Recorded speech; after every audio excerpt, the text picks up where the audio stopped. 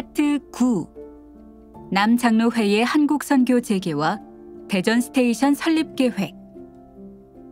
환상에서 깨어나고 실망하고 고통받는 사람들에게 복음이 평화의 메시지를 전달하는 매력적인 기회를 얻게 될 것입니다. 이것이야말로 위대한 선교의 시대가 될 것입니다. 대한민국 정부 수립을 위한 총선거를 앞두고 있는 한국의 상황에 대하여 1948년 2월에 선교 잡지에 기고한 인도네 글에서 한국조사위원회 활동으로 선교사들이 복귀할 수 있는 준비가 이루어져 1947년 봄에 17명의 선교사가 현장에 복귀했다. 이에 따라 조사위원회는 해체되고 남장로회 한국선교회가 재조직되었다. 1947년 4월 24일 전주의 아다 해밀턴 클라크 성경학교에서 복귀한 17명의 선교사들이 참석한 가운데 제1회 전후 연례회의가 개최되었다. 군산을 제외한 모든 스테이션이 재개되었고 군산은 타유한과 구리인이 이 지역에서 사역을 재개하는 책임을 맡았다. 그 다음 해에 복귀한 선교사들의 인원은 29명으로 늘어났다. 이렇게 하여 해방 후 남장로의 한국 선교는 빠른 속도로 재건되었다. 선교회가 군산을 스테이션으로 유지하기 어렵다고 판단한 이유는 예전과 달리 선교사 인원이 대폭 줄어든 상황에서 군산 스테이션을 운영하는 데 과도한 노력이 든다고 여겼기 때문이다.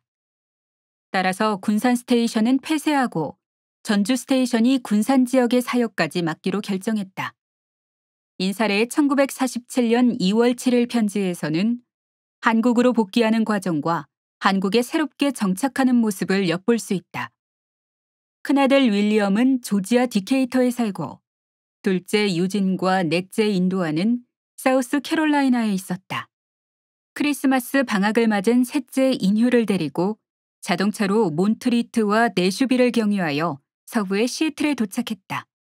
그들은 조요섭의 부인과 큰아들 조지와 함께 시애틀에서 열흘간 머물면서 관광을 했고 인휴는 그가 다니는 장로교 대학으로 돌아갔다. 인사례는 시애틀에서 한국으로 돌아갈 준비를 했고 한국에 보낼 짐을 붙이는 일을 했다. 그리고 조요섭의 부인, 구레인의 부인, 인사례 세 사람이 군인들의 배를 타고 한국으로 복귀했던 것이다. 그들의 남편은 이미 조사위원회로 먼저 입국하여 선교사들의 복귀를 위한 준비 작업을 하고 있었다. 오랜 항해 끝에 그들이 인천 제물포에 도착했을 때 남편들이 미리 마중을 나와 있었다. 그리고 미군이 마련한 특별 열차편으로 각자의 행선지로 갈 수 있었다. 인사례가 전주에 도착했을 때 인돈이 그랬던 것처럼 대대적인 환영을 받았다. 전주에 도착한 지 2주도 안 되었는데 벌써 50명 정도가 방문하여 인사했다.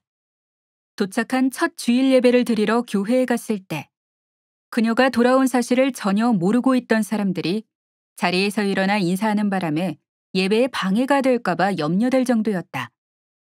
인사례는 선교사들이 일제에 추방당한 이후에 교인들이 겪은 고난과 어려움을 전해 듣고 가슴 아파했다.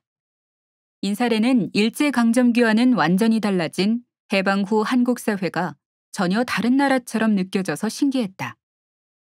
길거리에 돌아다니는 미군들의 모습, 한국 교인들이 나라와 지도자를 위해 기도하는 모습은 예전에 일제에 억눌려 살았던 모습과 대조를 이루는 생경한 모습이었다. 인사례는 여성들을 위한 성경 공부반에서 성경을 가르치는 일을 기쁘게 했다. 해방 이후 한국 사회의 혼란과 불안정을 염려했지만 동시에 한국은 복음을 전하며 기독교 신앙을 튼튼하게 세워나갈 좋은 기회를 맞고 있다고 여겼다. 인도는 1947년 10월 4일에 작성한 선교 편지에서 정치적으로 불안정한 한국의 상황을 분석하고 한국에서 기독교 선교의 기회를 만들어가기 위한 선교회의 노력을 강조했다. 그는 소련의 주도 아래 제2의 해방을 기다리며 한국을 위협하는 공산주의에 대한 우려와 염려, 미국과 유엔이 주도하는 자유민주주의 정부 수립에 대한 기대와 지지, 그리고 이에 앞장서고 있는 기독교 지도자들에 대한 호감과 신뢰를 표현했다.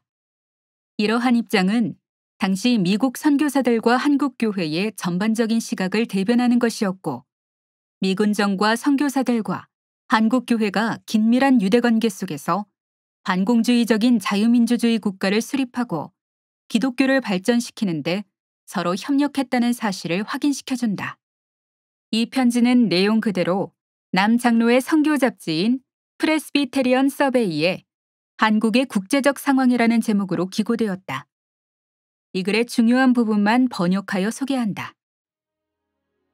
갈등하는 이데올로기 한복판에서 살아가는 사람들의 치열한 국제적인 문제와 동떨어져 살고 있는 미국인들은 오늘 한국이 직면하고 있는 엄중한 현실을 충분히 이해하지 못할 수 있습니다. 독일처럼 한국은 아주 다른 정치적 이념을 신봉하는 나라들에 지배당하고 있지만 독일과는 달리 한국은 적국이 아니라 해방된 나라로 분류됩니다. 철의 장막은 러시아가 지배하는 북한과 남한을 차지한 미국 사이에서 한국을 분단시키고 있습니다. 인구의 3분의 2가량이 남쪽에 있습니다. 러시아 진영의 뉴스는 국경을 몰래 넘어오는 피난민의 행렬로부터 전해지고 있습니다. 피난민은 대체로 두 부류가 있습니다. 일부는 러시아 지역에서 도저히 살 수 없어 남쪽에서 더 나은 행운을 바라는 사람들입니다.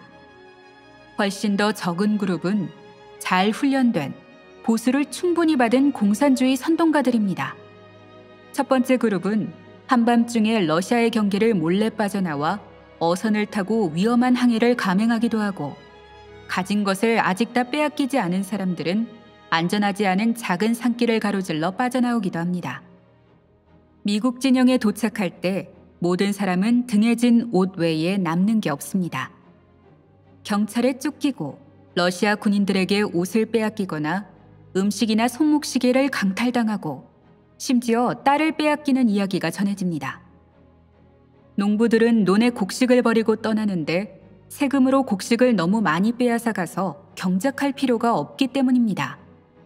러시아인들이 한국의 곡식을 시베리아로 가져가서 수천 명의 가정들이 나무 껍질을 벗겨 먹고 삽니다. 많은 기독교인이 러시아의 박해를 피하여 피난민들의 행렬에 섞여 월남합니다. 두 번째 그룹은 이쪽 진영에 도착하면 그들을 위하여 준비한 많은 돈을 지급받습니다. 그것은 어디에나 조직원을 유지하는 거대 공산주의 기구가 마련한 것입니다.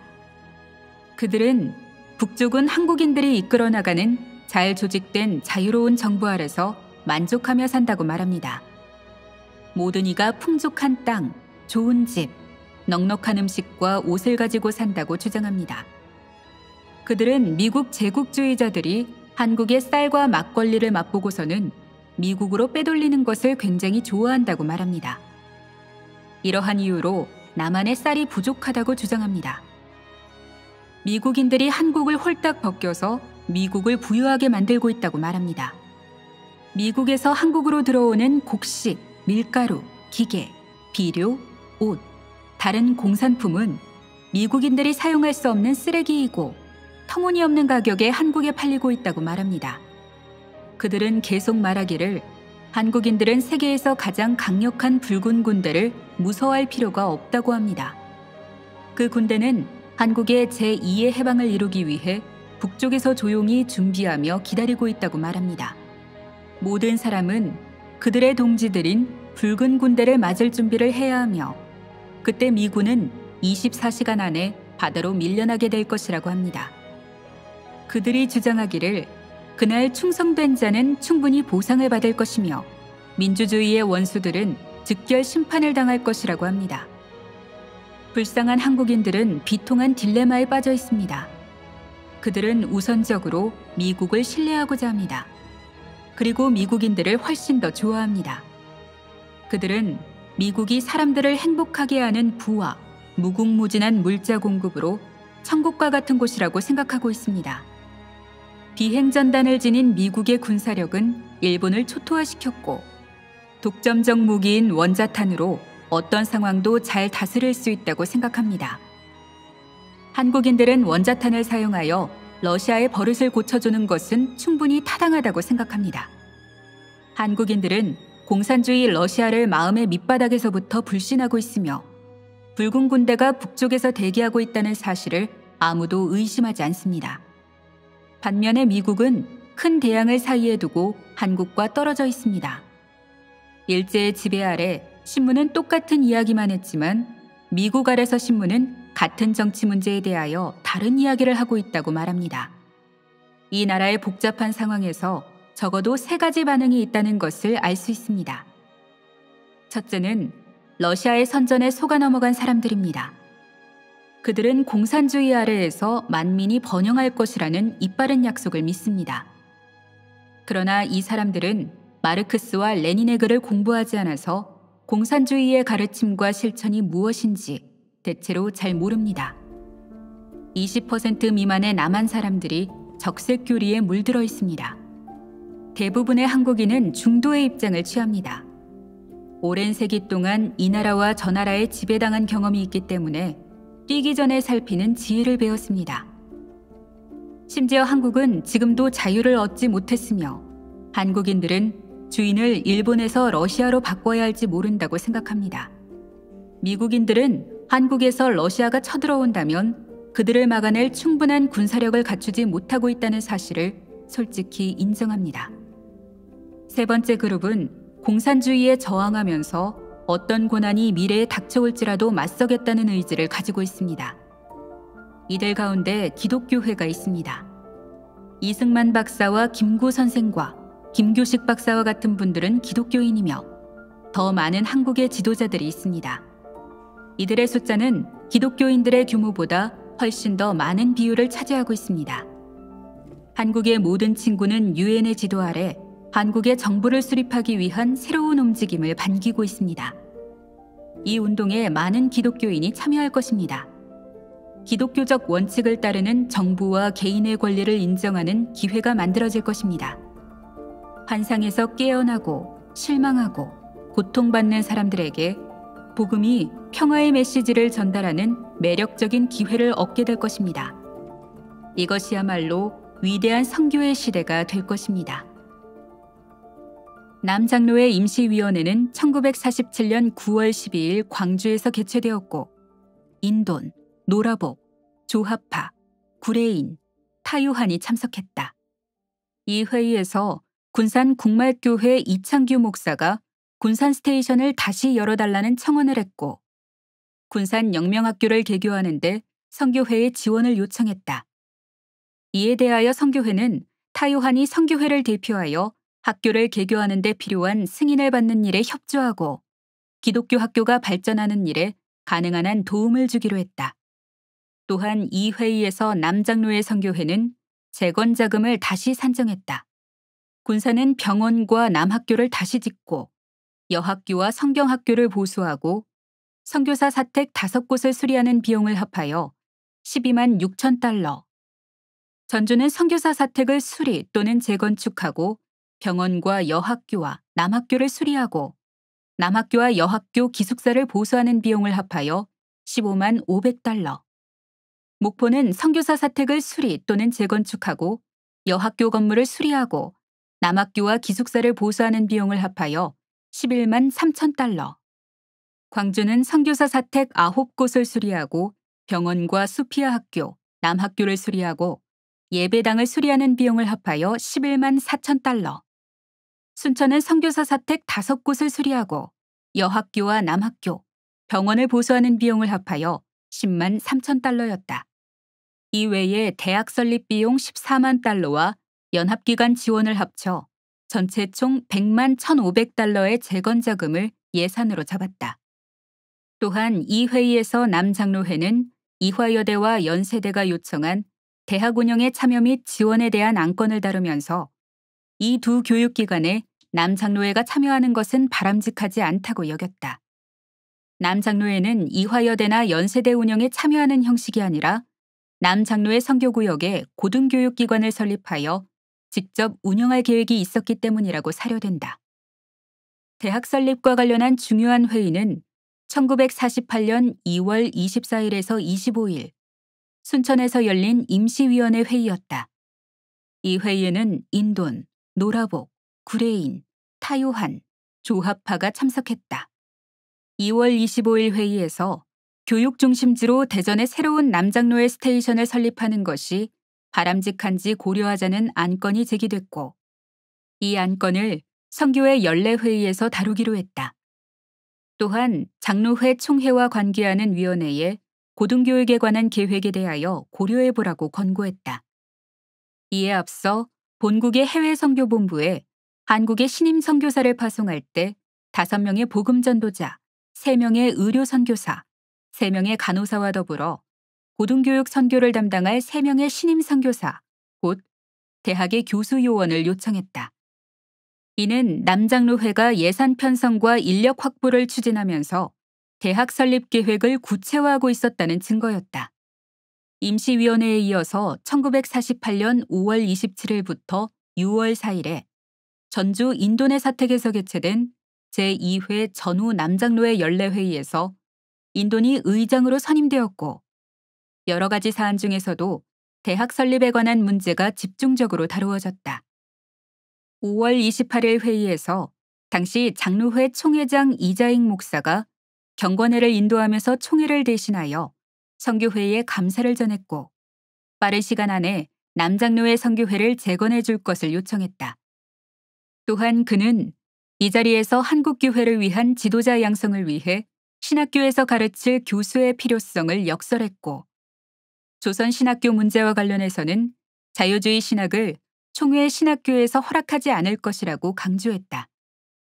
이어 남장로회 연례회의에 방문한 한국교회의 대표자들이 선교회의 요청사항을 전달했는데, 전북노회의 정기환 목사는 선교회가 전북노회와 협력하여 전주에 기독교 대학을 설립하는 데 노력을 기울여 달라고 요청했다. 이 문제는 교육위원회로 회부되었다. 또한 순천노회의 대표인 김상권 목사, 나덕환 목사, 김형모 목사가 선교회 앞에 소개되었을 때 김상권 목사는 순천에 대학을 설립해달라고 요청했다. 교육위원회 보고서는 5월 31일과 6월 1일에서 2일 회의에서 다루어졌다. 6월 2일에 채택된 교육위원회 보고서에서 대학과 관련한 내용은 이러했다. 기독교 지도자, 교사, 미래의 목사를 양성하는 분명한 목적을 위해 한국의 서남부에 인문대학을 설립하도록 제안한다. 노라복 박사, 인돈, 조하파 박사, 구바울 박사로 구성된 위원회를 설치하여 위의 청원을 실행하도록 제안한다. 5 노회에서 파송한 위원회의 제안에 따라 당분간 대학의 감독권을 선교회가 갖도록 하지만, 관련된 노회를 대표하는 위원회와 협의하도록 실행위원회에 지침을 줄 것을 제안한다. 대학의 위치 문제는 이번 회기에 선교회가 정하도록 제안한다. 연례회의 마지막 날인 6월 3일 오전 회의에 전남 노회 대표자 4명이 참석하여 광주에 대학을 설립해달라고 요청했다. 이 내용으로 보건대 남장로회 선교회는 대학을 설립할 계획을 가지고 있었고, 이 계획이 선교회를 통해 각 노회의 대표들에게 전달되었고, 이 문제를 협의할 1948년 연례회의에 각 노회 대표자들이 참석하여 자신들의 지역에 대학을 설립해달라는 요청을 경쟁적으로 했던 것이다. 선교회 관할구역 내의 노회 사이에서 대학 설립을 놓고 미묘한 신경전이 벌어지면서 유치 경쟁이 치열하게 전개되고 있었던 것을 알 수 있다. 이들 지역에는 선교회가 운영하는 미션스쿨이 있었고, 이미 노회와 협력하여 학교를 운영해온 경험이 있었기 때문에 노회의 입장에서는 자신들의 구역에 대학을 설립하는 것이 바람직하다고 보았을 것이다. 남장로회는 교육위원회의 제안에 따라 대학 설립 문제를 추진할 실행위원회를 구성했고, 위원회의 명칭을 대학위원회라고 했다. 그리고 대학위원회 위원으로 인돈, 노라복, 조하파, 구바오를 임명했고, 한국의 대표자들과 협의해 실무를 진행하도록 했다. 연례회의 마지막 날인 6월 3일 오후 회의에서 선교회는 실행위원회가 만족할 만한 부지를 찾는다면 광주에 대학을 설립하고, 그렇지 않다면 전주에 대학 부지를 마련하는 협상을 진행하라고 결정했다. 처음에는 대학 설립 자금으로 5,000달러를 배정했지만, 이날 회의에서 해외 선교본부와 협의한 후 25,000달러를 추가 예산으로 책정했다. 또한 김학학 박사를 대학위원회에 포함시켜 그가 대학을 설립하는 일을 돕도록 하고 안식년 복귀 이후 광주로 이임하도록 결정했다. 김학학이 돌아오기 전까지 유화래를 대학위원회에 참여하도록 했다. 또한 성교회는 대학 교수로 3명, 곧 물리와 화학 교수 1명, 생물학 교수 1명, 수학 교수 1명을 요청했다.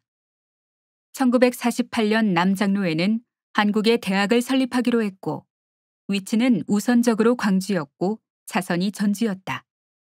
그러나 이후 대학은 광주도 전주도 아닌 아직 남장로회 스테이션이 설치되지도 않았던 대전에 세워졌다. 대학 설립을 이끌어 나간 인물은 김학학이 아닌 대학위원회 위원장과 초대 학장을 맡게 되는 인돈이었다.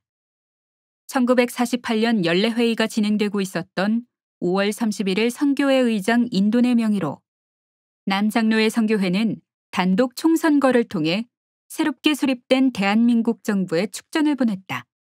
축전의 내용은 다음과 같았다. 전주에서 회기 중인 남장로회 선교회는 정부 수립과 그 첫날에 맞은 것에 대하여 진심 어린 축하를 전하며 이 정부에 전능하신 하나님의 축복을 기원합니다. 의장 윌리엄 A. 린튼. 선교회 재건에 앞장서서 일하던 인도는 암 진단을 받아 1948년 7월 미국 버지니아 리치먼드에서 수술을 받았다. 다행히 수술 후 예후가 좋아서 건강을 회복했다. 그는 둘째 아들 유진과 막내 인도아가 그곳에 있어 함께 지냈고 이후 큰아들 윌리엄과 그 가정을 만났고 조지아 디케이터로 가서 셋째 아들 인휴와 며느리 이내자를 만났다. 인도는 큰 수술을 받았지만 다행히 건강을 회복했고 11월 한국으로 복귀하면서 그 사이에 미국에 살고 있던 자녀들의 가정과 만날 수 있었다. 이 어려움 중에도 인돈과 인사레는 자녀들과 만날 수 있어 감사했고 하나님이 주신 휴가라고 생각했다. 수술 후 한국으로 돌아온 인도는 1949년 2월 14일에서 15일 광주에서 열린 임시위원회에서 모국의 해외선교본부의 허락을 받아 타마자 선교사와 함께 대전에 부지를 매입하는 임무를 맡았다. 이것은 대전에서 추진할 향후 사업의 일환이었고 선교회는 해외선교본부의 승인이 나오는 대로 군산 스테이션 재건 프로그램 자금 중 1만 달러를 사용하여 토지 매입을 위한 협상을 진행하기로 했다. 임시위원회에서 언급한 대전에서 추진할 향후 사업이 무엇인지는 분명하지 않다. 다만 대전에서 진행하는 선교회 간 연합사업에 남장로회가 참여하는 부분이 언급된 것으로 보아 이것과 관련된 내용으로 보인다. 그 연합사업의 정관에 있는 예수의 가르침들이라는 문장을 강조하라고 참여하는 위원들에게 지침을 주고 있는 것으로 보아 선교회 연합으로 진행하는 복음전도 및 교육사업과 관련이 있어 보인다. 추정컨대 대전의 교파연합으로 세워진 기독교연합 봉사회와 관련한 기독교 농촌 지도자 양성을 위한 교육 및 전도 사업이 교파연합 사업을 의미하는 것으로 보인다. 또한 선교사의 자녀를 교육하기 위한 외국인 학교 건립에 관한 내용도 이와 연관되어 있다고 본다. 남장로회는 이미 대전을 교육의 중심지로 발전시켜 나갈 계획이 있었으므로 이러한 연장선에서 대전에 스테이션을 설치하기 위한 토지 매입에 나섰던 것이다. 이것을 대학 설립을 위한 사전 작업으로 이해하는 것은 시기상조다. 당시만 하더라도 남장로회가 설치하는 대학의 위치는 광주 또는 전주로 어느 정도 정해져 있는 상태였다. 남장로회가 설립하는 대학 유치를 위해 전북노회와 전남노회가 여전히 각축을 벌이고 있었다. 대전이 대학 설립 장소로 결정되는 것은 1954년의 일이므로 1949년에 대전에 토지를 매입한 것이 대학 설립을 위한 사전 작업이었다고 보기는 어렵다.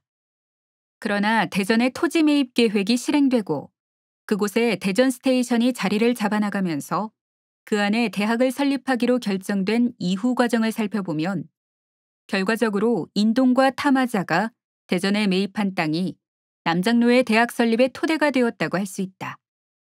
그때는 이러한 결과를 미리 예상할 수 있는 단계가 아니었다. 인동과 타마자가 대전의 부지 매입 책임을 맡은 이유는 타마자는 남장로회 유지재단 법인의 대표였고 인도는 군산노회의 선교회를 대표하는 역할을 하고 있었기 때문이다.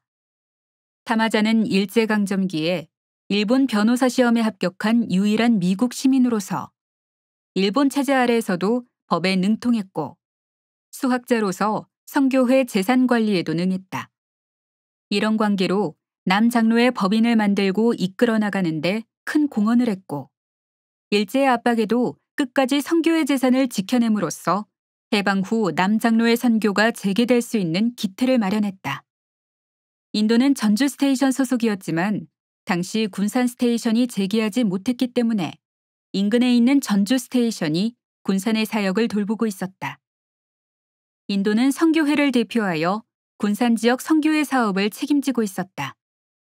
대전의 땅 매입 자금은 군산 스테이션의 재건 자금에서 사용했기 때문에 인도니 이 일에 관여하게 된 것으로 보이며 타마자는 법인 대표였기 때문에 두 사람이 대전 스테이션 건립을 위한 토지 매입 협상의 책임을 맡았던 것이다. 1949년 5월 26일 개최한 남장로회 제3회 전후 연례회의에서 타마자는 대전에서 진행할 새로운 연합사업에 대해 보고하면서 이를 위해 사용 가능한 지역을 설명했고 인도니 대전의 사업계획에 대하여 추가로 설명을 덧붙였다. 그리고 이 회의에서 타마자와 그의 아들 타요한 그리고 인도니 대전의 스테이션을 새롭게 개설하기 위한 계획을 세우고 선교사들의 사택과 가능한 기관들을 설립하기에 충분한 땅을 구입하는 책임을 맡았다. 1950년 2월 1일에서 3일 목포에서 열린 남장로회 임시위원회에서는 대전 스테이션 건립 계획과 토지 구매와 관련하여 진전된 논의가 이루어졌다. 회의에는 노라복, 조효섭, 이엘 다니엘, 인돈, 타요한, 위인사, 조하파, 유화래가 참석했다. 이 회의석상에서 대전이 위치한 지역의 고위직 행정관이 대전에 대학을 설립하는 문제에 대하여 연설했고 직전 충남 노회장 민장로가 부연 설명을 했다. 남장로회가 대전에 부지를 매입하고 있다는 사실을 알고 대전에 대학을 유치하기 위한 노력의 일환이었던 것으로 보인다. 타마자가 대전에 땅을 구입하는 일에 대하여 논의했고 임시위원회는 이 땅을 확보하기 위하여 광범위한 노력을 기울인 타마자에게 감사를 표했다. 이로 보건대 대전의 토지 매입은 윤곽이 잡혔고 실제로 부지를 확보한 것으로 보인다. 임시위원회에서는 대전 스테이션 위원회가 구성되어 군산 스테이션의 자산을 정리하는 권한을 넘겨받았다. 또한 남장로회는 선교회 의장과 총무, 대전 스테이션 위원회 위원장이 대전의 토지를 매입하는 의도가 사람들에게 잘못 전달된 부분을 바로잡고 땅 매입에 도움을 준 것과 선교회 회의에 참석한 것에 대하여 대덕군수와 공무원들에게 감사를 표했다.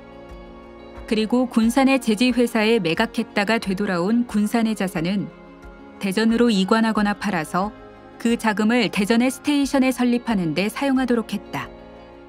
해방 이후 설립된 남장로의 대전 스테이션은 군산 스테이션의 자산을 처분한 것이 설립 자금이 되었다는 사실을 알 수 있다.